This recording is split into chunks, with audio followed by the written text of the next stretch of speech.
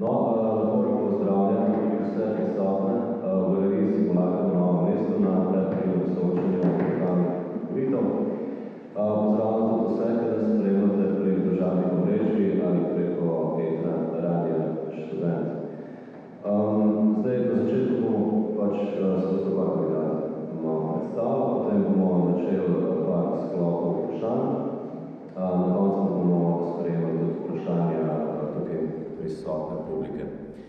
Zdaj z nami sta nažalost dva kandidata od 4, dva se pač nista udeležila, dozdajšnji župan, gospod Gregor Macedoni in gospod Rok Mežnar. Zdaj, glede na to, da gospoda župana že nekoliko poznamo, predlagam, da za začetek damo nekaj uvodnih minut za predstavitev gospoda Mežnarja. Hvala lepa, lep pozdrav v mojem imenu, hvala za povabilo. Mogoče na začetku bi se najprej upravičil, še bom bleknil kakšno neumnost, ampak ali pa če mi bo misli bolj počas tekle, sem po 32-urnem delovniku in glava malo počas deluje. Pač moje ime je Rok Mežnar, sem po izobrazbi zdravnik, po poklicu specializiran družinske medicine. Prvo teče drugo leto, prihajam iz podeželja, iz Gabarja, kjer zadnje 4 leta kot predsednik krajevne skupnosti vodim to krajevno skupnost. Zakaj sem se nekako odločil za kandidaturo? Jaz mislim, da se vsak Slovenec vsaj enkrat zave, v bistvu kakšno srečo ima, da je rojen v Sloveniji, da tisto, kar je in tisto, kjer je, da ni dano samo od sebe, seveda nekaj kriva njegova samoiniciativnost, nekaj pa tudi okolje, v katerem ustvarja in družba. In nekje v tem razmisleku upam, da tudi ga nekako prebliskne, kaj če bi pa on to okolje, to družbo ohranjal ali pa nekaj naredil še, da bi naprej tako dobro bila celo ne boljša. To je pri meni bilo pred 4 leti, ko sem se odločil za svet krajevne skupnosti. In zgleda, da so ljudje opazili, da nekaj v tistem Podgorju, tam Bibljem, so pristopili do mene, pač prosili, videli, da bi bil primeren kandidat, ne župan zaenkrat, ampak kandidat, in če bi razmislil o kandidaturi in po čedalje vztrajnejšem nagovarjanju, sem potem tudi se odločil za to. Okay. Hvala. Za vas, gospod Macedoni, mogoče majčkeno bolj politično vprašanje, ker ste vendarle že malo bolj izkušen. Zdaj, glede na to, da se pač na mesto župana potegujete kot neodvisni kandidat, pa imate vendarle podporo velikega števila strank iz tako zvanega političnega desnega pola. Če boste ponovno izvoljeni, ali se bo ta desna politika torej tudi odražala v mestni politiki? Torej res kandidiram za podporo volivcev, torej zbral sem potrebno število podpisov, kot že na zadnjih 2 volitvah. Dejstvo je, da mislim, da me podpirajo tako, če bi rekel, iz nacionalnega stališča, tako desne kot sredinske stranke. Res je, da nekatere stranke niso tudi nikogar podprle. Predvsem pa, kar se mi zdi bistveno, je, da v lokalnem okolju ni desnega in levega. Jaz ne poznam niti ene tematike, kjer bi se mi v zadnjih 4 letih srečali z vprašanjem, ki bi na ideološkem spektru pomenil levo ali desno zgodbo. Zato verjamem, da je to bolj vprašanje od tega, ali nekdo podpira način, ki mojega dela, moje projekte, ki sem jih naredil, vidi kot uspešne ali ne. Tukaj je morda bolj stvar posameznikov.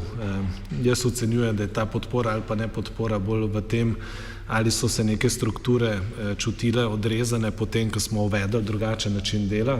Jaz trdim, da seveda bolj transparenten in bolj gospodaren način dela za javnimi financami. Verjamem, da to nekaterim posameznikom ne odgovarja in predvsem vidim te v tem nasprotnem taboru. Okay, gospod Mežnar, bi se prosil za besedo.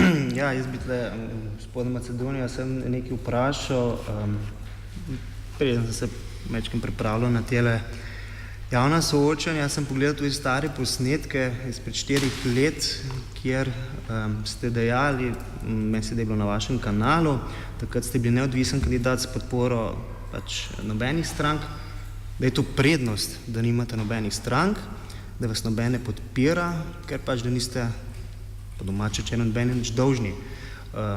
Tokrat v tem mandatu pa vas podpirajo kar nekaj število strank. Pa me zanima, a je to zdaj tudi prednost, v tem vidite kot, da te stranke, ki vas podpirajo, vidijo vas, da ste nekaj dobrega naredil za Novo mesto, a je pač to podpiranje, ker od vas konec koncev po končanih volitvah, ko se bo, če boste zmagali, oblikovali koalicijo, nekaj v zameno zahtevali.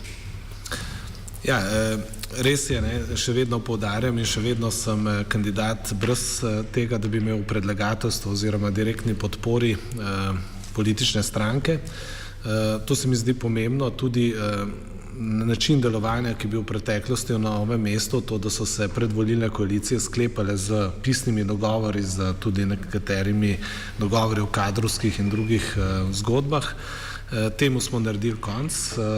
Mislim, da je bilo to tudi potrebno pred 4 leti narediti. Danes ni nihče do mene pristopil, zahteval karkoli, da bi pisno kaj se dogovorili. Torej, jaz jemljem te podpore enostransko, torej tisti, ki se tudi s to zgodbo lahko promovirajo na volitvah. Verjamem, da se je vsaka stranka mogla samo odločiti, ali na nek način s tem, ko reče, da je bila zadnje 4 leta dobro vodena ta občina, tudi morda sebi prinese kakšen dodaten glas. Tako da jaz tle se ne branim tega, da kdo reče, da smo dobro delali.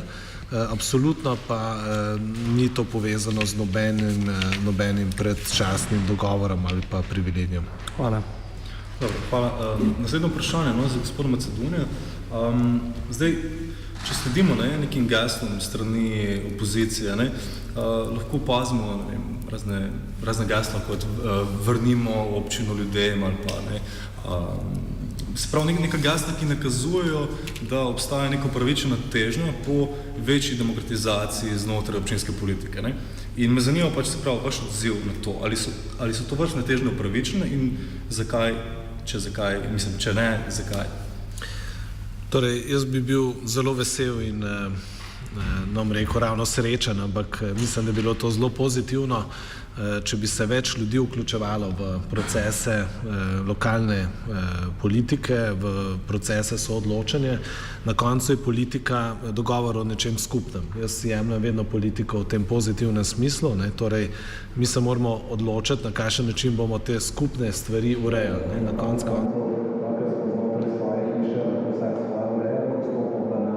ulico in to skupna cesta, potem gradimo neko skupno šolo, skupni vrtec, skupni zdravstvo in to seveda urejamo skupaj.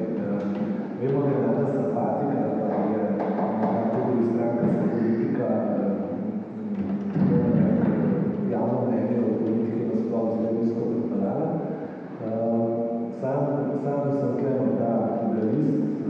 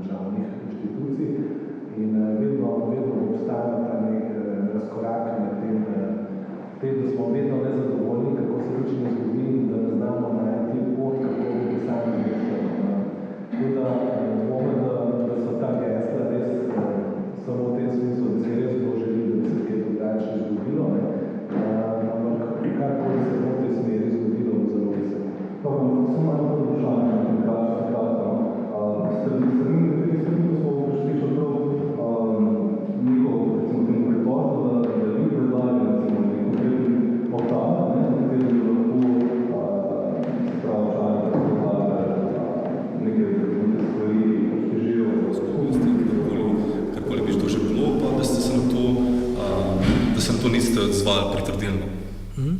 Ejte, mi imamo že vsa 4 leta na spletni strani možnost, da vsak občan napiše svoje sporočilo in dobi tudi odgovor na vsako svoje sporočilo.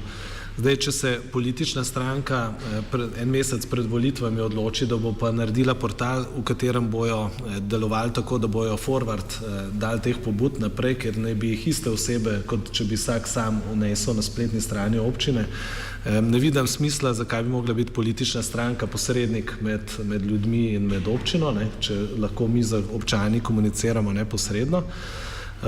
Dejstvo je, da imamo boljšo tehnično rešitev tudi na občini, pa se še nismo odločili uvesti v širino. Gre za to, da imamo aplikacijo za mobilne telefone, kjer lahko samo za sliko in za geslom v bistvu vneseš problem, ki potem odleti odgovorni osebi. Pa vendar zaenkrat mislim, da še nismo zreli za celim sistemom reševanja teh problemov, da bi jo uvedli navzven.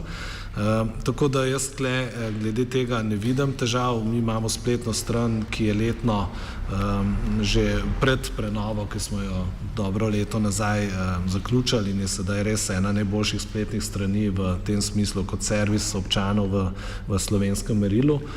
Mi imamo obiskov, po mojem, zdaj že več kot 500 000 letno in dejansko spletna stran, ki deluje. Tako da jaz bi te razne pobude v predvolilnim časom vzel nekoliko z rezervo. Če dovolite, kar se tiče slogana, vrnimo občino občana je bilo, ne? Ljudem se mi zdi, da? Ljudem občina, ja. Pa tudi občani, mislim, da so bile verzije. Se spomnite, jaz sem zelo razdrabil kmečko pamet. Se spomnite, kaj je imel Desus na letošnjih volitvah moto? Vrnimo ljudem dostojanstvo, ne? Mislim, zdaj, če treba vrniti, pomeni, da je nekdo jemal.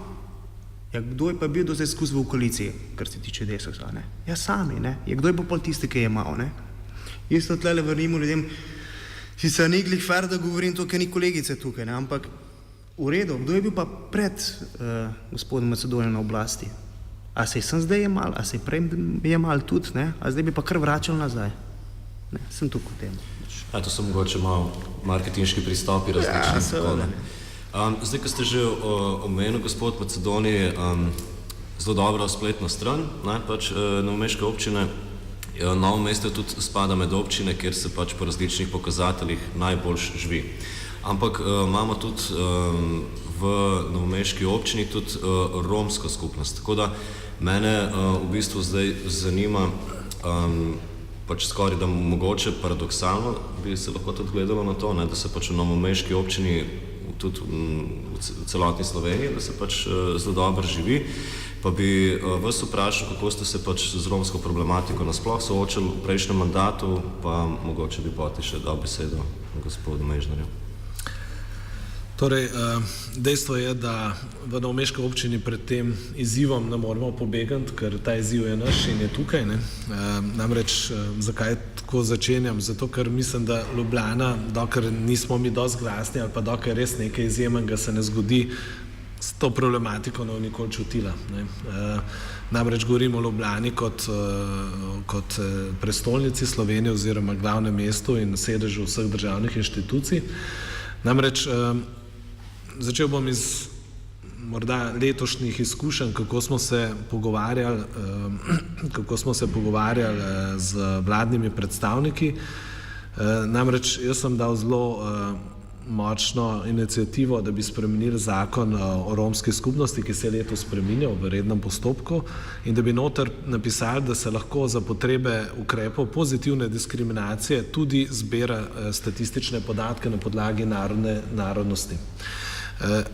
Namreč mi vsi vemo v lokalnem okolju, da imamo, ne vem, 1% Romov, ki končajo osnovno šolo, ne, pa morda še malo manj, in da imamo 99% Romov, ki so brezposelni. Ampak tega podatka ni, ker ga uradno ni, ne.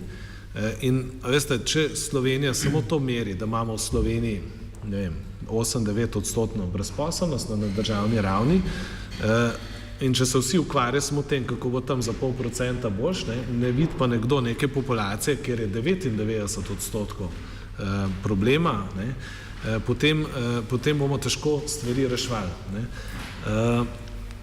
In No, to seveda ni šlo čez, obljubili so, da se bo to posredno dalo meriti in tako naprej. Zakaj je pomembno tudi, da merimo? Ne? Zato, ker na koncu tudi država vlaga denar v ukrepe, da bi se nekaj izboljšali, ampak jaz danes ne vem, ali je bilo leta 1991 boljš kot danes ali je bilo slabše. Ne? In vsi, ki smo v lokalnem okolju, vemo, čeprav nimamo te statistike, da gre na slabše. Še večja ironija je, da se ta ista država zatiska oči. Recimo, Ministrstvo za izobraževanje sofinancira pomočnike, romske pomočnike v osnovnih šolah. Torej, Ministrstvo za šolstvo ve, koliko je Romov v osnovni šoli Bršljin. Na podlagi česa pa to spremljajo. Ne? Ali to statistiko na podlagi narodnosti pa lahko sledimo. Ne? Tako da tle moram reči, da je velika dilema, kako narediti, da bomo ne samo v lokalni skupnosti, ampak da bomo tudi z državo skupaj reševali ta izziv. To je morda prva zgodba. No in v to smer smo tudi mi zelo veliko probali narediti v teh zadnjih 4 letih. Meni je jasno, da reševanje romske problematike ne bo obrodilo sadov čez noč in da še dolgo ne bo nihče ploskal. Zato se mi je šlo samo za to, da obrnemo, bom rekel, to spiralo v neko vsaj počasno reševanje enega po enega segmenta. Kar smo mi naredili je to, da smo lani, bom rekel, malo tudi stisnili državo v kot, da je pristala na to, da sofinancirala ureditev največjega nelegalnega naselja v državi, torej romskega naselja Žabjak. Na podlagi tega smo mi tudi svoj del oddelali, ne, in to moram pa res priznati, da je neka prava klima se v Novem mestu naredila. Namreč leta 2009 je bilo legalizacija romskega naselja v smislu prostorskega urejanja zavrnjena na občinskem svetu. Mi smo letos v 2 branjih soglasno potrdili to spremembo občinskega prostorskega načrta in to je zdaj podlaga za to, da se lahko na to območje uredi komunalna oprema, da se bojo tudi Romi lahko na enak način kot vsi ostali prebivalci Novega mesta ali pa Slovenije, kjer živijo v nekih okoljih, priklopili na komunalno infrastrukturo, ampak še enkrat, treba bo najti poti, da se bojo pod enakimi pogoji na enak način. Mi smo... Zdaj, kar mogoče še na koncu lahko poudarimo, zdi se mi, se pravi, bivanjska problematika je tista, kjer je najbolj pod pristojnostjo občine, zato sem to povedal, se pravi, da smo tle mogli nekaj korake narediti. Zdaj, druga področje je pa seveda šolstvo, ker mislim, da je treba tudi narediti. Zdaj, kar je v naši moči, je to, da zdaj recimo bomo tudi postali en tak montažni večnamenski center.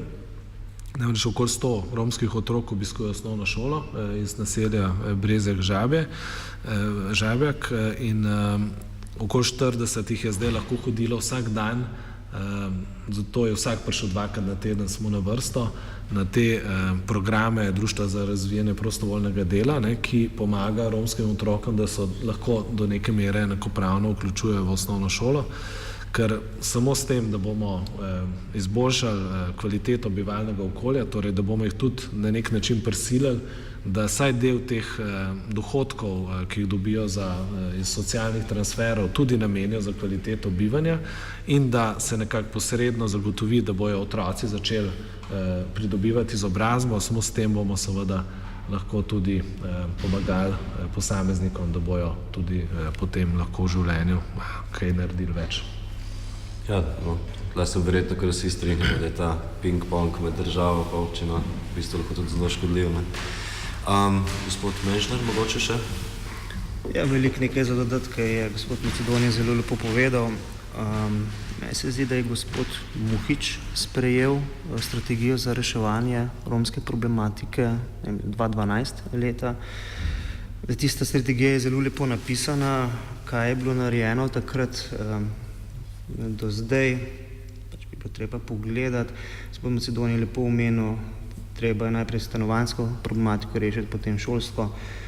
Mogoče bi še zdravstvo tle vključil, pač imam to srečo, ne vem, koliko se vi, kaj z Romi srečujete, res je skoraj vsakodnevno. Tu so ljudje, ki imajo pri 30, 35 letih pljuča in žile 70 ali 80 let starega človeka. In pridejo takoj, ko mečkam zakašljajo. Zdaj, koliko bo ta stanovanjska problematika rešila, pa šolstvo rešilo vse skupaj, jaz se bojim, da kot občina lahko to vse nudimo.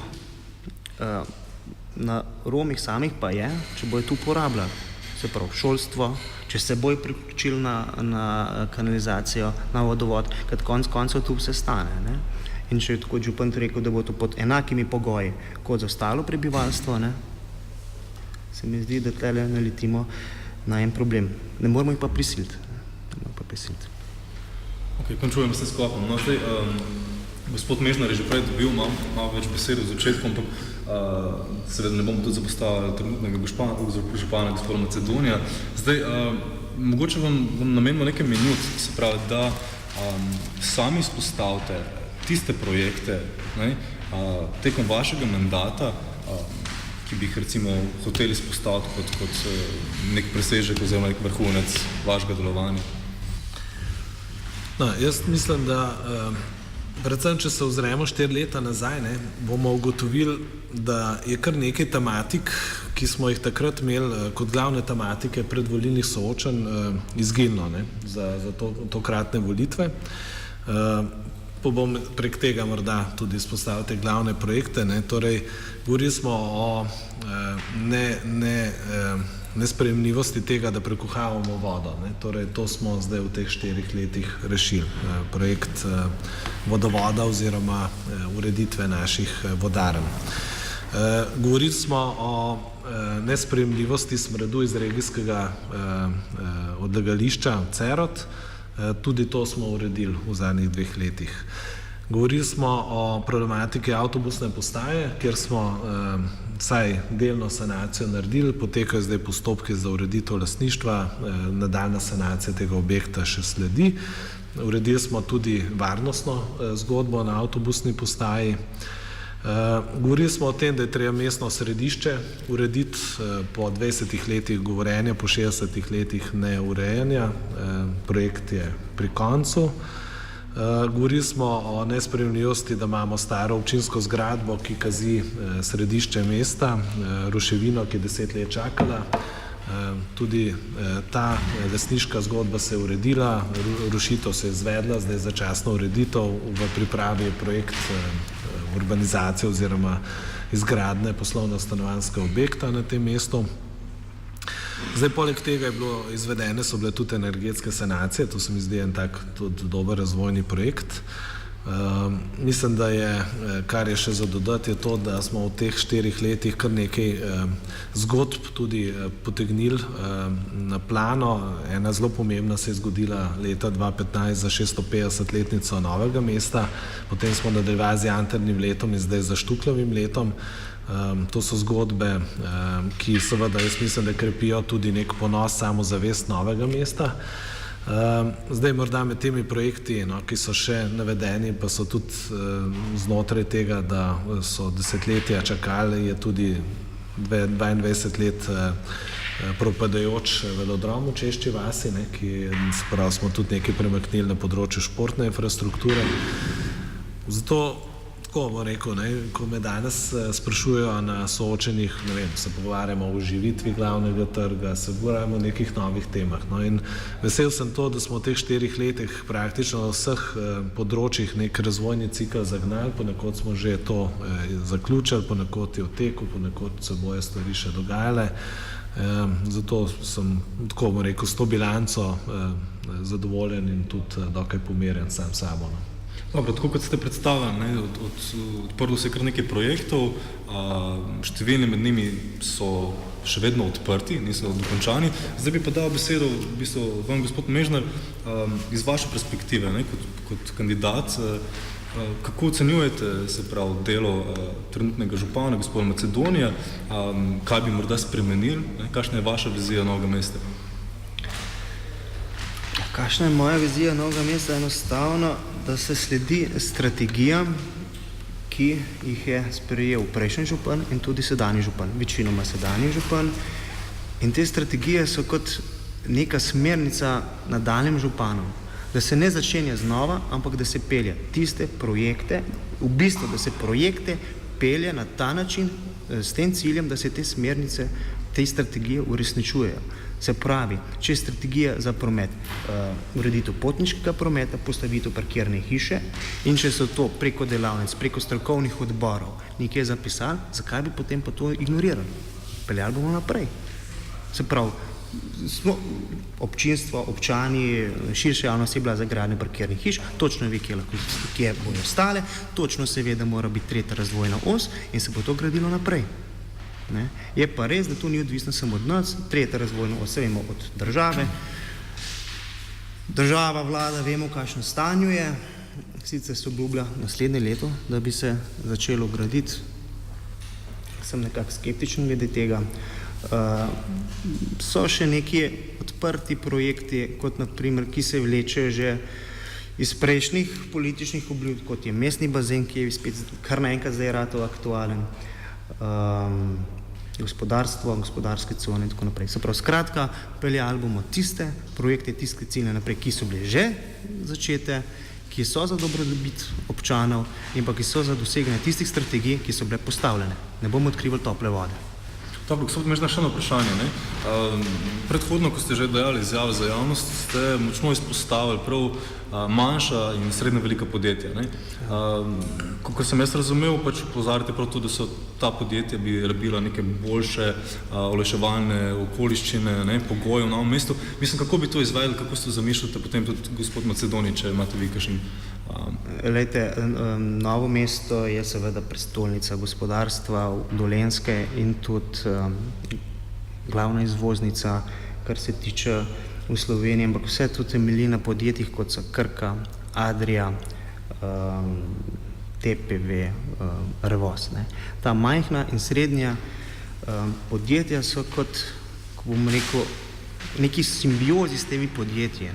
In nekako jih je treba zadrževati, nekako jim je treba dati, da se razvijajo, to s pomočjo v redu, nove gospodarske cone, ampak tudi nekako, da izobražujemo kader za ta podjetja. Inkubator, na primer. Mestni trg obnovljen je, na primer, idealna možnost, da se kakšen inkubator postavi. Več visokih in univerzitetnih šol v mestnem trgu. Latinski center, na primer, kjer se te ideje porajajo in tako naprej. Na ta način. Gospod Macedoni, imate kakršen koli? Jaz se zelo strinjam, da je struktura gospodarstva v Novem mestu tista, ki nekako zahteva, da več delamo ravno na segmentu malih in srednjih podjetij. Namreč tukaj je struktura taka, da je večina tako ustvarjene dodane vrednosti kot zaposlenih v velikih podjetjih. In dejstvo je, da ko sem začel mandat, sem zelo malo prišel do spiska 10-12 investitorjev. To so bile večinoma novomeške zgodbe, novomeška srednja velika podjetja, ki so prišla do tega, da bi rada investirala. Namreč zdaj že začetek mandata je nakazoval to, da je ta gospodarska kriza nekako minila in da prihaja spet nov investicijski cikel. Zato je bilo treba seveda urediti gospodarske cone. Mi smo dve v tem mandatu že uredili, tretjo imamo še v planu za naslednji mandat, torej Brezovico in Livado, zdaj je še treba na Cikavi stvari peljati naprej. Zelo pomemben je tudi, so vsi te programi okoli podjetništva, pri nas je to predvsem nosilc tega razvoja, razvojni center, torej javno podjetje, ki je v občinski lasti. To podjetje je letos tudi odkupilo od Imosa v stečaju poslopje inkubatorja v Podbrezniku, zato bomo tam še intenzivneje razvijali programe, kot so Makerspace in ostali inovativni pristopi na področju podjetništva mladih. Mi smo v teh 4 letih tudi zagnali center razvoja inovacij jugovzhodne Slovenije, ki se zaenkrat ukvarja predvsem z robotiko, torej da neka nova znanja generira. Kar se mi zdi pa recimo tudi velika priložnost je, da odpiramo neka nova polja, kjer bi tudi drugačni tipi profilov lahko prišli v poštev. Vemo, da Novo mesto je svojo industrijo zelo tehnično naravnano, hkrati pa družboslovni kadri se toliko ne vidijo v vseh teh zgodbah. Zato mislim, da je recimo področje turizma tisto, ki bi ga bilo res treba še kaj okrepiti. Mislim, da se znotraj turizma na zelo različnih nivojih, od na koncu pridelovalca, kmeta do različnih drugih ponudnikov lahko oblikuje neke storitve, neke zgodbe podjetniške. Tako da mogoče ravno na tem področju vidim spet eno tako priložnost za širitev tega podjetništva malega in srednjega. Dobro, naslednje vprašanje, sicer za oba, pa bi predlagal, da začnemo kar z vami, gospod Mežnar.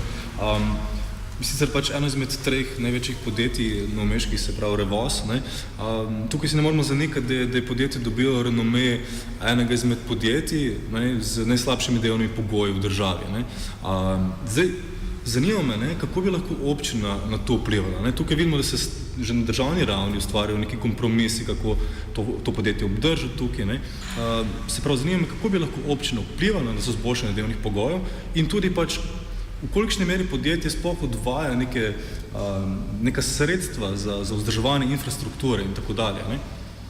Tako da, gospod Mežnar, če z vami začnemo. No, kar se tiče Revoza, kaj je tisti bistveni problem, ki bi rekel, pač dela v Revozu? Slovenskih delavcev tam zaenkrat primanjkuje. Zakaj jih primanjkuje? Tukaj je delo dosti težaško. V ambulanti se srečujem z temi tako imenovanimi uvožnimi delavci enostavno, ker ne zdržijo tempa. Ne? Kaj jaz tle pogrešam? Predvsem je tu na državnem nivoju problem.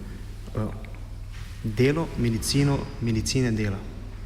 Torej, tistih specialistov, ki bi mogli poskrbeti, da je delo na delovnem mestu, kar se da prilagojeno pač delavcev, ne? Da ne bi prihajalo do poškodb, do bolečin v križu in tako naprej. Ne? Kar se tiče pa gospodarstva, tem moram pa res reči, da sem pa bolj bos, bi se pa bolj obrnil na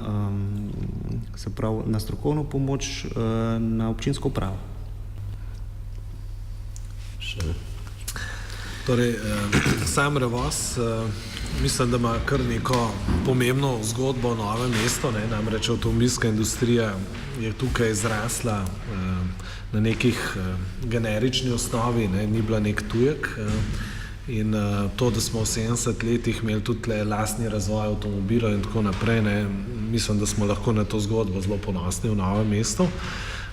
Dejstvo je, da danes v tej globalni avtomobilski industriji tovarne niti ne tekmujejo, bom rekel, med sabo v smislu blagovnih znamk, bom rekel, med koncerni, ampak tekmujejo tovarne znotraj koncernov. Ne? Torej, kdo bo najboljši znotraj Renault Nissan skupine in tukaj seveda so podvrženi produktivnosti, ne, v avtomobilski industriji in prav gotovo to ni najlažje delovno okolje.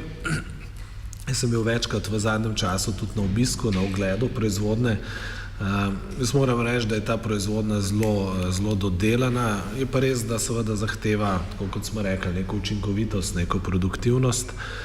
Mislim, da je ogromno narejeno na tem, da niso to, bom rekel, fizično zahtevna dela, ne, da je ogromno robotov že noter v tej proizvodnji, ogromno prilagojenih ergonomsko delovnih mest. Tako da gre bolj za to, ne, nekdo, ki pride verjetno, ne, in se prvič zaposli v tej tovarni, je to lahko šok, ne, glede na to, kaj si v življenju navajen in kaj nisi navajen. Jaz bom tudi rekel, da Revoz seveda Revoz ni enako kot Krka, ne, glede družbene odgovornosti, ker je pač podvržen drugačnim pravilom avtomobilske industrije, je v lasti pač francosko-japonskega koncerna. Ampak v zadnjih letih smo kar nekaj zgodb tudi naredili, ki so pomembne za lokalno okolje. Revoz se vedno vključi med sponzorje teh naših velikih praznovanj, torej 650-letnice Štukljevega leta. Mislim, da je ena največjih zgodb tega mandata, taka simbolična, to, da smo ponovno naredili peš pot oziroma kolesarsko povezavo med Grmom in Žabjo vasjo, da je to seveda velika zasluga ravno Revoza, se pravi, ki je, bom rekel, bolj kot TPV, ki je v slovenski lasti, bil za ta projekt. Tako da jaz mislim, da je treba tukaj biti nekoliko zahteven, ampak da ni enoznačnega odgovora, da bi pa rekel, da je to verjetno v marsikakšnem drugem podjetju so veliko slabši pogoji za delavce. Čisto na kratko, gospod Macedoni, mislim, ali se tukaj odvaja neka sredstva za škodo, ki se jo naredi na infrastrukturi, ker Revoz definitivno močno vpliva na to, z vsem transportom. Veste, to je v Sloveniji, moramo najprej ugotoviti, kako deluje država. Mi imamo zelo centralizirano državo. Če rečemo, da od 100% pobranih davkov jih pride v lokalno okolje samo 12%. In zdaj, če boste Revoz vprašali, bo rekel, mi vse davke plačamo in seveda filamo ta državni proračun. Se pravi, na nas je, koliko bo potem tega denarja prišlo res nazaj v lokalno infrastrukturo. Vi, če pogledate Belokranjsko cesto, ki je podvržena recimo številnim tovornjakom, ki dostavljajo in time v Revoz, je seveda to državna, regionalna povezava in tudi seveda zdaj, ko se planira prvi odcep tretje razvojne osi, je to do odcepa Revoz, ker se seveda država zaveda, da mora temu, tej industriji in temu, kar veliko davkov pobere, tudi nekaj dati nazaj. Tako da jaz mislim, da tukaj ni toliko vprašanje, koliko Revoz vrne v Novo mesto, tako morda kar tudi prek teh manjših projektov ali pa sponzorstv, bolje vprašanje centralne oziroma centralizirane Slovenije.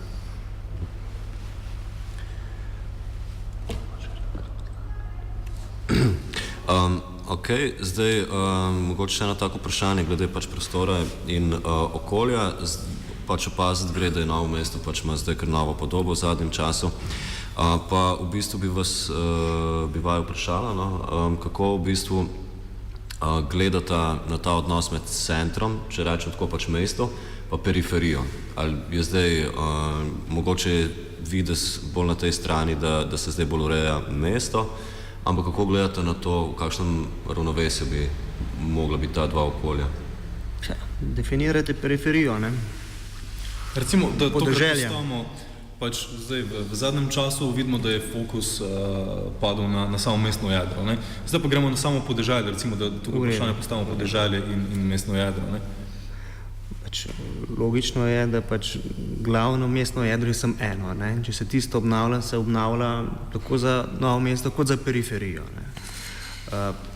Če pogledam kot predsednik krajevne skupnosti, kaj je bilo pred, pa recimo zdaj v času vladavine gospoda Macedonija, se tudi na podeželju nekaj dogaja. Se nekaj naredi, mogoče ne toliko, kot bi si sami želeli, ampak je spet bolj odvisno od ljudi, ki se tam znajdejo. Ljudje na periferiji so, bom tako rekel, bolj prepuščeni sami sebi, svojim znanjem, svojim, recimo, spretnostnim. Po eni strani je to dobro, ker lahko več naredimo, zato ker nismo tukaj nadzirani. Mestne krajevne skupnosti imajo več nadzora, manj si nekako upajo narediti, ker imajo večjo odgovornost tega nadzora. Tako da jaz bi rekel, da se je tudi začelo na periferiji nekaj dogajati. So pa projekti, ki so koristni tako za periferijo kot za mestno jedro, za centralno mesto, ki pa se bolj naredi samo Novo mesto. Bazen. Če bazen postavlja na eno pot. Mestni bazen bo postavljen v Novo mesto in bo tako služil periferiji kot centru mesta. Je mogoče tukaj zadovoljati, da pa ni pravi povezava. Naprimer, v strategiji prometa je napisan ureditev potniškega prometa, ureditev kolesarske poti. Vse to se že dela. To se mora nadaljevati. Povezava, približevanje mesta, podeželju in obratno. Se pravi, kaj podeželju ponudi mestnemu jedru, enostavno, da se ljudje, ki imajo Odnos mestnega vrveža po kolesarskih poteh, po peš poteh z javnim prevozom odpravijo na podeželje. In obratno, da ljudje iz podeželja, ki delajo v Novem mestu, se lahko varno pripeljajo z kolesji, z avtobusom. Mogoče tlele mečken pešemo, na tem se nekaj že dela in upam, da se je tudi nadaljevalo, pa zeleni turizem. Tle se mi zdi, da nekak potencial, ki ni še izkoriščen. Imamo Gorjance, ki so super turistična destinacija, pa zaenkrat še spijo. So vse delo, ki sem pač tudi udeležen v teh projektih, pač enostavno nismo bili na evropskih, neki roki so se zamujali. Ni bila samo odgovornost mestne občine, pač kaj je tu več partnerjev, tako da se na tem mestu da še kaj narediti, pa seveda podeželje v večini je sestavljeno iz majhnih kmetij, med 4,7 hektarje, kjer je 2 hektara obdelovalne površine. To so majhne kmetije, ki dajo čar podeželju, se pravi, da so meje urejene, da so travniki pokošeni, da so njive zaorane, da v bistvu tisti meščan, ki gre ven, da to lepoto vidi. Ker kaj je problem? Te kmetije se opuščajo in ti manjši kmetje, ki imajo službo zaradi tega, da vzdržujejo kmetijo, in pol kar naenkrat ima eno veliko investicijo, kot je nakup novega rabljenega traktorja, tam nekaj 15 do 20 tisoč evrov, pa ni denarja. Enostavno se potem odločil, gleda vse skupaj, jaz bom v službo hodil tistom popustu in se zaradi tega zarašča. In mogoče je tudi tle kakšna finančna pomoč v smislu majhnih subvencij. Tu se ne gre 100-200 tisoč evrov ali pa milijon evrov. Tu se za majhne subvencije, ker ne vem, daš kmetu, evo ti tistega jurja, da si lahko prvošč nek stroj ali pa nek nakup, neko modernizacijo, da vzdržuje potem podeželje. Bi še kaj dodal, mogoče? Jaz se zahvaljujem, bom rekel, gospodu Mežnarju za to razmišljanje. Dejstvo je, da zdi se mi, da je dostikrat malo umetno narejen ta konflikt, zato da pač nekateri bolj izražajo neko nezadovoljstvo. Če bi vsak svojo vlogo res razumel v neki samozavestni zgodbi, tako kot je bilo rečeno, glavni trg je glavni trg vseh, ne samo, bom rekel, prebivalcev krajevne skupnosti center. Jaz verjamem v ta glavni trg tudi kot neko središče regije, torej regije 100 tisoč ljudi, drugače prevelik je tudi za novomeško občino na koncu koncev. Hkrati, ko smo urejali, vodovodni sistem, smo ga urejali seveda za naše vse občane, pa še za sosedne občine skupaj. Velike stvari za narediti po celotni občini, kamorkoli pridem, tudi ko jaz pridem v krajevne skupnosti v mesto, se pravi mestne krajevne skupnosti pravijo, tukaj se je naredilo, tamle imajo vse pločnike, ne vem kaj, v kakšni krajevni skupnosti seveda, pa je prišel eno drugo krajevno skupnost izven Novega mesta, tam oni imajo vse. Dejstvo je, da seveda večino nas kot občane zanima predvsem tisto, kjer smo vsak dan, se pravi pločnik pred mojim pragom, cesta do moje hiše, zelo malo je ljudi, ki res vidi celo širino in situacijo, ampak mislim, da je prav, da pa neke simbole v tej občini pa nekako urejamo, ker morajo res biti naši simboli za vse, recimo kot je glavni trg, kot so Gorjanci, recimo z vstopnimi točkami, kot je, Trška gora, za svojo simboliko in urejenimi vinogradi in zidancami. Vse to so seveda simboli, ki je pa prav, da jih znamo spoštovati in da na tem gradimo svojo identiteto in ponos. Mogoče bi jaz sem še tle dodal, med prebivalci, recimo na Meških krajevnih skupnosti, recimo Meških krajevnih centralnih, pa podeželskih, načelo vzajemnosti primanjkuje. Se pravi, seveda logično bomo gradili igrišče za mladino v podeželskih krajevnih skupnosti, ki ga še nimajo, ki pa tle, ne vem, banaliziram, nek spomenik postavlja. Ja, seveda postavite jim ga, ne, pa in spet kontra, ne, tlele bomo internet postavili zaradi teh pa teh potreb in se strinjamo. Samo tem. Ok, mogoče gremo še malo na področje mladine, oziroma mladih. Leta 2015 je bila sprejeta strategija za mlade do leta 2020. Bila so omenjena tudi nekatera stanovanjske enote v mestnem jedru. Naj vas zanima, v kakšni obliki, če nam lahko o tem več kaj poveste, v kakšni obliki bodo v bistvu dosegljive, naprimer mladim družinam, mladim, kakšni bodo naprimer kriteriji za pridobitev teh prostorov in tako, ker verjetno gre za strategijo, ki pač terja pač večletno načrtovanje in tako. Pa če imamo že kaj oprijemljivega v tej smeri. Torej, mislim, da se danes tako simbolično nahajamo med dvema objektoma, ki bosta preurejena tukaj v mestnem središču, ne, torej Glavni trg 2 in Dilančeva 3. V teh dveh objektih bo urejenih 17 stanovanj. Mi verjamemo, da je to pomemben del oživljanja mestnega jedra in seveda tudi, da so tukaj kvalitetna stanovanja. Zdaj, to, kar ni bilo v preteklosti narejenega v ne vem, neki primerni obliki, je, da bi znali opredeliti, kaj mestno jedro je, komu služi. Ne? Torej, ali je mestno jedro spalno naselje, ali je mestno jedro podjetniška cona, ali je seveda tudi največja javna površina, ki služi, kot smo rekli, celotni občini in seveda tudi širši regiji. Jaz mislim, da predvsem je vse troje, ampak imajo vse zgodbe seveda svoje omejitve in tudi za stanovalce je pomembno, ne, da imamo stanovalce, ki razumejo, da tukaj ob 10. zvečer ne more biti popolne tišine, da bojo tukaj odpiralni časi lokalov daljši, ne, kot kje druge. In seveda zato se mi zdi pomembno, da se tudi ta struktura prebivalcev, ne, na ta način oblikuje. Ko zdaj govorimo o teh 17 stanovanjih, moramo vedeti, da mi kot lokalna skupnost imamo dva mehanizma, po katerih lahko dajemo stanovanja. Eno so to kot socialna stanovanja, eno so pa kot tržna stanovanja. Ne. Zdaj, seveda mi si tukrat želimo, da bo to fond stanovanj, ki jih ne bomo po socialnih kriterijih oddajali, ampak bojo oddajena po tržnih načinu, kjer bi pa želeli prednostne kriterije oblikovati ravno na način, da bi bile lažje dostopne mladim družinam.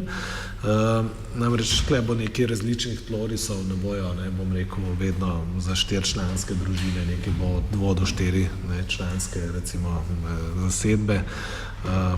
In to si predstavljamo predvsem na ta način, da bomo subvencionirali. Se pravi, do določene starosti bojo ob teh razpisih tudi na voljo subvencije in na ta način bomo seveda omogočali, da bojo ravno mladi lažje prišli do teh stanovanj, vendar da bi pol tudi to bilo neko kroženje. Ne. Torej, zaenkrat bomo skušali oblikovati nek najemniški fond. Bila je tudi ideja, ali bi te stanovanja potem, ne vem, po nekem času odprodali, ne, ampak mislim, da je prav, da ima občina nek svoj najemniški fond, s katerim lahko tudi oblikuje stanovanjsko politiko. Samo čisto na kratko, ne, a bi lahko mogoče bolj specifično povedali, kakšna je neka okvirna najemnina tega poprečnega stanovanja enega izmed teh 17? Da vas mora razočarati, kaj jaz kot župan ne morem svoje želje ali pa tako povedati, ampak se mora po nekem procesu, ne, ki ga oblikuje zakonodaja, ne, in to pomeni, da v nek cenilec prišel takrat, ko bo zgrajena, ne, se pravi čez dobro leto, takrat bo naredil ocenitev, koliko je, in mi pod tisto ceno, ki je v cenitvi od pooblaščenega cenilca, pač ne moramo razpolagati s premoženjem. Se pravi, ne govoriva o tem, ali bi jaz si zdaj želel, jaz bi rekel, da je fajn, da so dostopne, ne? Ampak zato govorim, da domnevam, da tržna najemnina, ki bo oblikovana takrat na podlagi, ne vem, jaz tudi ne poznam vseh sistemov, kako sodni cenilci delajo, ampak si predstavljam, da tudi odraz, ne vem, najemnin, ki so takrat tržne, ne, v okolici in tako naprej, v nekem okolju, da oni seveda upoštevajo v oblikovanju cen. No in domnevam, da bo treba nekaj narediti, zato ker bojo te cene drugače previsoke, recimo za to, kar hočemo poudariti s tem, da bi mladim omogočili, da tukaj morda tudi soblikujejo mestno jedro. Ok, jaz bi zdaj na tem mestu v bistvu se majčkeno prekinil debato, da pač obvestim tiste, ki poslušajo prek Etra Radia Študent oziroma prek družbenih omrežij, da se bo kmalu zgodil premik v Kranj, mi pa seveda lahko nadaljujemo z debato. Jaz predlagam zdaj, ker nas že majčkeno čas preganja, da vas še nepar stvari vprašava, pa potem mogoče še kakšne vprašanje iz publike naslovimo.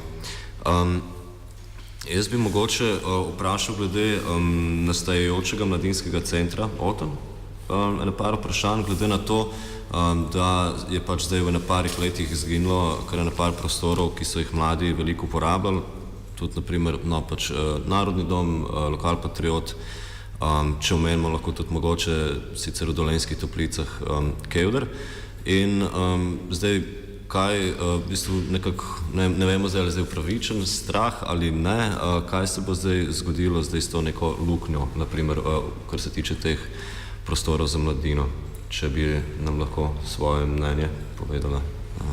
Ja, kratko ni darnat, mladinski center je prav, da je, ga potrebujemo, Narodni dom je idealna lokacija, bližina centra, seveda je pa spet tle tisti prevabiti mladino v ta mladinski center, po strategiji za mladi tudi zasnovan mladinski center, da bi naj bi bila 2 zaposlena in nekje 50 000 evrov plus stroški delovanja naj bi namenila občina, če sem isto prav prebral. Bi mogel biti pač z različnimi vsebinami, da bi pritegnili tudi, pa smo spet podeželsko mladino, ki razmišlja večkrat drugače. No. To je to. Ja, dejstvo je, da v Novem mestu nimamo neke javne infrastrukture na področju mladih, vsaj do zdaj ne, zato smo se odločili, da probamo tudi na tem delu nekaj korakov narediti. Mi smo imeli željo, da bi že letos kakšen večji korak zgodil na tem področju, pa nekoliko pri pridobivanju teh novih prostorov smo prišli v eno situacijo, da se nam večkrat podaljšujejo zgodbe, tako da ta prvi korak, ki ne bi se zgodil, je, da smo zadolžili Zavod Novo mesto, da v okviru infrastrukture, s katero upravlja, namreč vemo, da se združila 2 zavoda, en z področja kulture in športa, in da je del infrastrukture tudi, ki sicer v športnem domu bil tudi zelo nešportno oddajan in tako naprej, in tam je bil nek prostor, ki smo verjeli, da se ga da nameniti predvsem mladinskim organizacijam, mladinskim programom, in zdaj seveda zelo odvisno od tega, kako bojo odgovorni res v Zavodu Novo mesto prestopili, kako bojo znali ustvariti eno pravo vzdušje. Ta lokacija pa verjetno ni primerna za, bom rekel, klubski prostor v smislu koncertnega prizorišča in tako da smo trenutno v pridobivanju drugih prostorov za prav klubsko koncertno prizorišče, ki bi bilo pretežno za mlade, seveda je pa tako, da Novo mesto ni tako veliko verjetno, da bomo imeli, ne vem, jazz klub, mladinski klub, pa še ne vem kaj, zato je ponavadi bila ta produkcija koncertna malo prepletena. Mislim, da je Zavod Lokal Patriot vedno znal dobro to poslanstvo opravljati. Zdaj tudi nastajajoči Narodni dom bi mogel, zapravo, ko bo obnovljen, v enem delu biti infrastrukturo, ki bo mladinskim zgodbam namenjena. Dobro, torej, če sem vas prav razumel, ste nakazali, da bo to vlogo naprej peljal Lokal Patriot. Torej, veste, da ko delamo z javnim denarjem in javnim premoženjem, ne moremo neposredno se pogovarjati. Verjetno bo to pač nek razpis, ki bo lahko se prijavil tisti, ki je sposoben največ produkcije ponuditi. Če bo to v tistem trenutku Zavod Lokal Patriot, pa seveda lahko to vlogo upravljal v teh javnih prostorih. Sicer smo v sklopu dnevno informativnega programa na Radiu Študent že pokrili to tematiko, ampak med drugim smo pokrivali tudi eno drugo, ki je bila kar nekaj časa aktualna, in to bo sicer pač vprašanje umetnikov nastajanih v Narodnem domu, oziroma v Sokolcu. Zdaj, tukaj bi vas v bistvu vprašal, glede samega načina reševanja tega problema, ne, kako bi lahko, pa mislite, da bolj učinkovito rešili oziroma vsaj skomunicirali ta problem, ne, ker zdaj se zelo dobro govorite, zdaj pa se vidimo, da ne vidimo nekih, ko bi rekel, nenadnih sprememb na sami infrastrukturi zgrade. Torej, Narodni dom bo doživel svojo prenovo. Žalost, bom rekel, tudi, če bi mi lahko rešili ta problem leto pa pol nazaj, bi lahko že uporabili evropska sredstva, ki so v tej perspektivi na voljo. Mi smo do zadnjega čakali za projektom prenove Narodnega doma s sredstvi te kohezijske perspektive. Na koncu smo se odločili, da bomo ta zadnji milijon pa pol, 2 milijona namenili za končanje knjižnice Mirana Janca, kar bi bil lahko ključen del denarja za prenovo Narodnega doma. Tako da v tem trenutku imamo podpisano pogodbo za prenovo strehe. Žalost je to, da smo leto pa pol izgubili, ko smo imeli že prvo pogodbo podpisano, tudi sofinanciranje v tem času propadlo. Hkrati pa izvajalec po prejšnji pogodbi, ki je bila iz časov pred konjunkturo v gradbeništvu, je bila tudi nižja, ampak ta izvajalec ni hotel več za to ceno izvesti in v rokih, ki bi jih zdaj mogel. Zato smo mogli še enkrat razpis peljati. Tako da to zimo se zgodi prenova strehe, drugo leto čim prej zaščita, ureditev fasade in stavbnega pohištva in potem moramo res začrtati en celovit projekt prenove zgradbe. Se pravi, zdaj v idealnem primeru bi lahko govorili, da bo, ne vem, leta 2020 ali bi že lahko mogoče kaj otipljivega časovno izvedel. Glejte, zdaj tle se ne bi upal napadati 2020, kot sem rekel, če bi govorili o tem, da bi ta 1,5 milijona do 2 lahko izkoristili iz kohezijskih sredstev. Nažalost nam je sodno reševanje zadeve pobralo ta ključen leto pa pol. Ampak samo eno vprašanje, a občina ima zdaj konkretno vizijo, kaj bo v teh prostorih pač sploh bilo na koncu? Kakšne dejavnosti se bodo konkretno dogajale tam noter? Torej, saj pritličje in prvo nadstropje, govorimo o tem, da je tam dvorana. Ne? V prvem nadstropju je dvorana, v pritličju so pa večji prostori, ki so lahko namenjeni kulturni produkciji. Torej, to mora biti prostori, ki bojo javno dostopni, ki bojo namenjeni številnim različnim ustvarjalcem, da jih izkoristijo za enkratne dogodke, za produkcijo.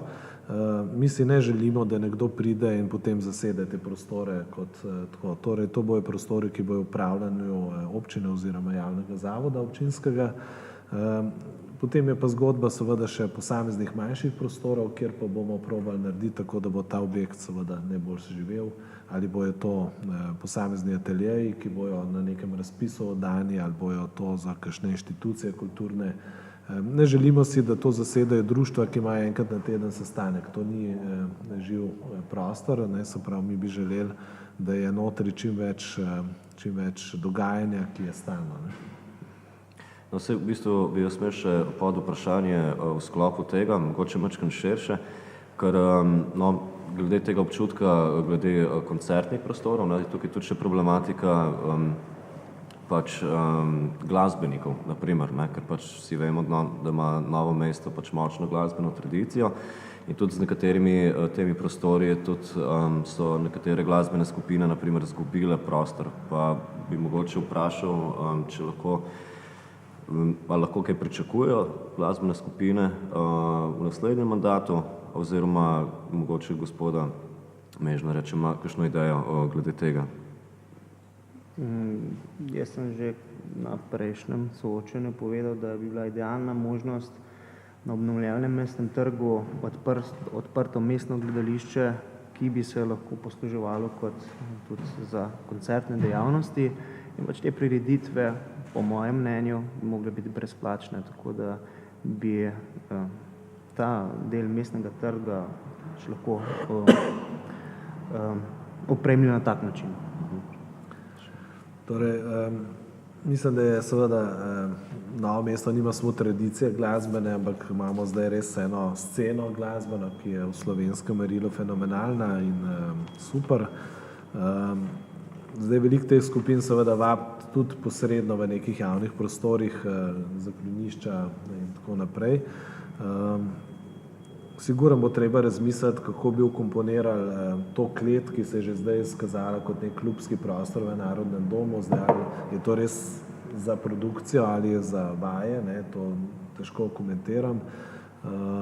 Dejstvo je, da je treba čim več prostorov v mestnem jedru imeti za neko dogajanje, za neko odprto zgodbo, ne zaprto. Ne. Tako da mogoče jih prostori za vaje niso v mestnem jedru, prostori za koncerte, pa to pa sigurno. Jaz če zaključil, ker mimo počas, pol spanca pa manjkval za jutri. Če zaključimo počas, ali pa če mi pravično. Ja, no, jaz sem v bistvu mislil nasloviti publiko. Če imate mogoče kakšno vprašanje za kandidata? Oba ali katerega koli? Mene bi zanimalo,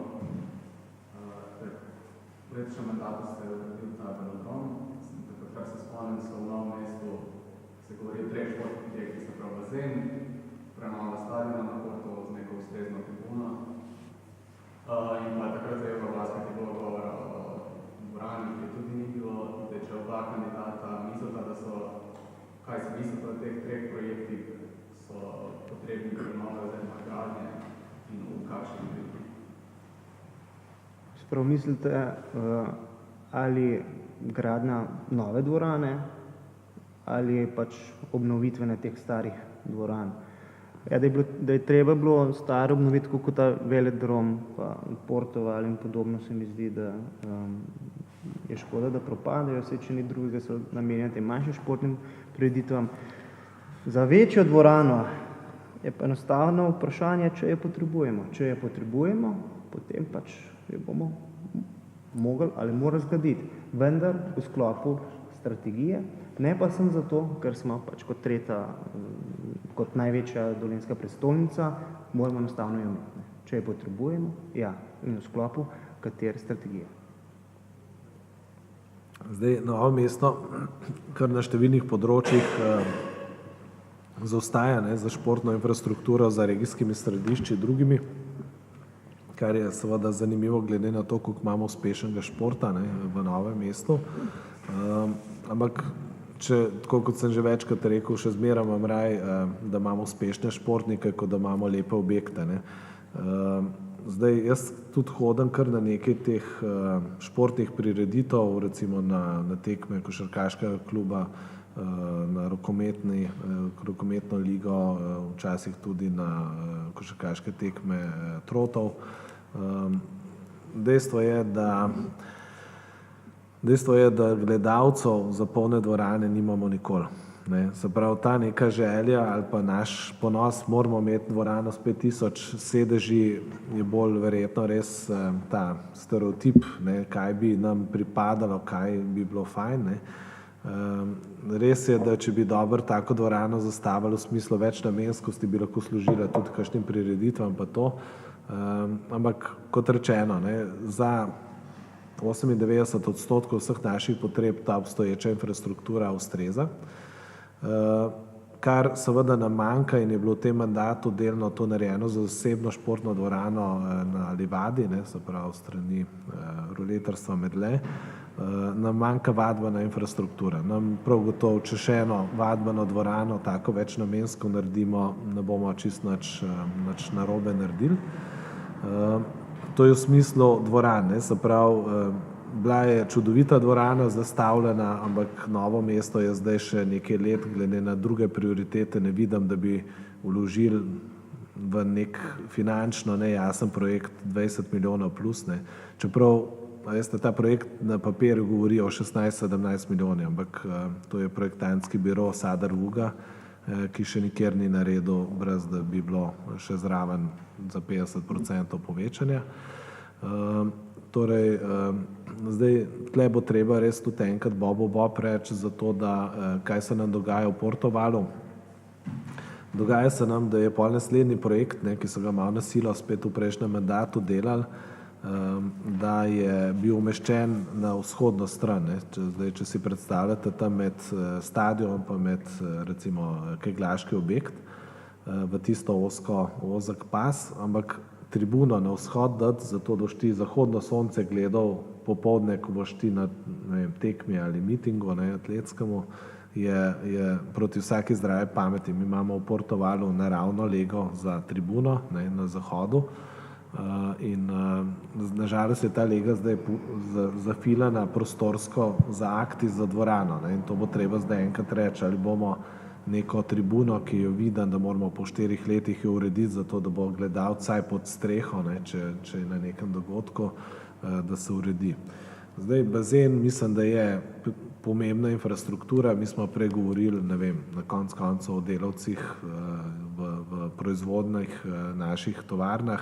Mislim, da je Rok kot zdravnik lahko potrdi, da je plavanje lahko v tem današnji dobi zelo pomembna zgodba. Mi govorimo o plavalnem bazenu, ne o nekem čufotalnem bazenu, ampak mislim, da je to res iz zdravstvenega in zelo širšega stališča zelo pomembna zgodba. Tako da tle ni dileme. Mi smo te procese zastavili, trenutno smo na tem, da moramo začeti, zdaj smo v zadnji preverbi, katera zemljišča bomo še lahko dobili v območju Češče vasi, da potem res v prostorskem aktu pravilno to pozicioniramo. Tako da jaz računam, da nekje v 2-3 letih bi bilo realno, da mi začnemo graditi in da pol tudi, mislim, da pol to ni tako dolga gradnja. Vprašali ste pa še, se pravi, tam je tribuna, pa razsvetljava, vadbena dvorana, pa bazen v Češči vasi. Še kakšno vprašanje mogoče? Ali pa pod vprašanje? Še kdo drug? Ok, tle imamo pa medva v bistvu malo za šalo, malo pa za res, se nekaj hitrih vprašanj, zelo tako ja, ne, sem to, da mogoče dobimo majčken širši uvid v potencialna župana. Ali bi podprli LGBTQ lokal v Novem mestu, če se izrazi želja po njem? Ja, ne? Mislim, da vsak lokal lahko v Novem mestu deluje. Torej ja? Ja. Ok. Spremljate situacijo v Južno-Kitajskem morju? Ne. Ne? Ok. Se strinjate s to trditvijo, da v Evropi je porast avtoritarnih režimov in nacionalizma? Ja, na načelni ravni. Demagogiji, bi rekel prej. Ja. Ok. Še en skvot v Novem mestu? Ja, ne? Ja, zdaj, tako bom rekel, če ne bojo zasedali občinskih zgradb, ja. Ampak sem se nekaj vprašal, tista situacija, kaj je že Kitajsko more, kaj pa je, mislim, zakaj se gre tle? Jaz se boste pozanimal, ne? Hvala. Okay. Če po nekem čudežu propade Krka, Paravoz, bo Novo mesto preživelo? Ja, ne? Ja. Ja, ok. Ali bi bolj ali manj obdavčili dobičke podjetij? Bolj ali manj? Mislim, da je trenutna davčna stopnja še vedno dosti stimulativna in da so drugi faktori bolj pomembni. Ok. Še gospod Mežner mogoče? Načelo vzajemnosti. Če imajo več, pač narajo več. Ok. No, mislim, da smo izčrpali. To so najeno vprašanja. Če je še kakšno vprašanje zdaj iz publike mogoče, če ne bi se pa obema kandidatoma zahvalil, da sta prišla. Medva so bila Nejc pa Žiga iz Radia Študent. To je hvala, da ste prišli. Tako, bi ti še kaj dodal? Ne, to je vse. To je vse, ok. Hvala. Lep večer še.